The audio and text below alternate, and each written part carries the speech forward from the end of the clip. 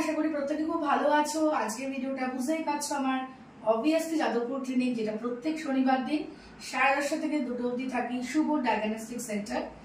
আজকের ভিডিওটা নিয়ে এসেছি আমার খুব প্রিয় ক্লায়েন্ট হেমাঙ্গিনী। তোমরা অবশ্যই হেমাঙ্গিনীকে এখন চিনে গেছো।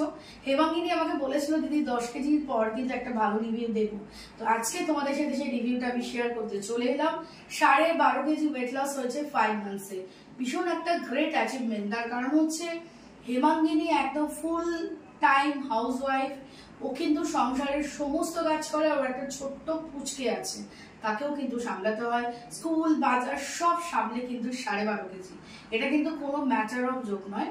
এবং সব থেকে বড় কথা হচ্ছে এই যে ভরসা করা, বিশ্বাস করা, কন্টিনিউশন রাখা এবং প্রবলেম হলে বলা, এবং সব থেকে বড় কথা ডায়েট চার্ট তো সবাই নিয়ে নেয়, তারপর সেটাকে কন্টিনিউ করাটা কিন্তু একটা বিশাল বড় মানে একটা সাইকোলজিক্যাল ব্যাপার এসে যায় যে আমি এটা খেতে পারছি না, কিন্তু সব খেয়েও যে ওয়েট লস করা যায় প্রুভ করে দিল। তো হেমাঙ্গিনী আজকে তোমাদের সাথে ওর 5 মাসের জার্নি শেয়ার করতে চলে এসেছে। তো আশা করি তোমাদের ভালো লাগবে। বলো হেমাঙ্গিনী। হ্যালো বন্ধুরা, হ্যাঁ আমি এটাই বলতে চাই যে ম্যামের কাছে আমি গত 5 মাস ধরে আসছি। আমার 12.5 কেজি ওজন অলরেডি কমে গেছে। আর সবটাই ম্যামের ওপর। ম্যাম আমাকে যা ডায়েট চার্ট দিয়েছে, যা যা বলেছে আমি ঠিক সেরকম ফলো করি। সত্যি কথা, একদম টাইমটা। আচ্ছা তুমি কত ব্যস্ত থাকো সেটা সবাইকে বলে দাও। মানে অনেকে ভাবে না হাউসওয়াইফদের যারা সার্ভিস, তুমি অ্যাজ এ হাউসওয়াইফ কত ব্যস্ত? না, আমি বাড়িতে খুবই কম থাকি। আমার এই ছেলেকে আনতে যাওয়া, ছেলেকে দিতে যাওয়া, বাজার হাট সবই করতে হয়।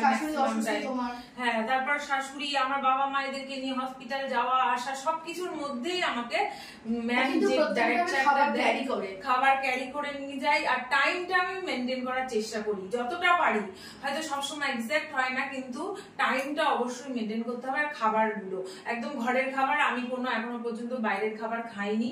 কোনো কিছু খাবার ইচ্ছে হলে আমি ম্যামকে বলি সেটা বাড়িতে বানিয়ে খাই, বাট আমি বাইরের খাবার। কিন্তু যাদবপুরে প্রত্যেক মাসে একবার করে চিট নেয়, এসেই বলে কালকে কিন্তু একটু চিট করবো। ম্যামের কাছে বলে নি। আমার কিছু থাকলেও, ইনভিটেশন থাকলেও আমি ম্যামকে বলি যে ম্যাম এরকম আছে। সব জানিয়েই করি, যেটা করি, যেটা বলেছেন উনি আমাকে প্রথম দিন থেকে, আমি সেটা ফলো করার চেষ্টা করি। ওভারঅল একটা খুব সুন্দর ইনফ্লুয়েন্সও হয়েছে।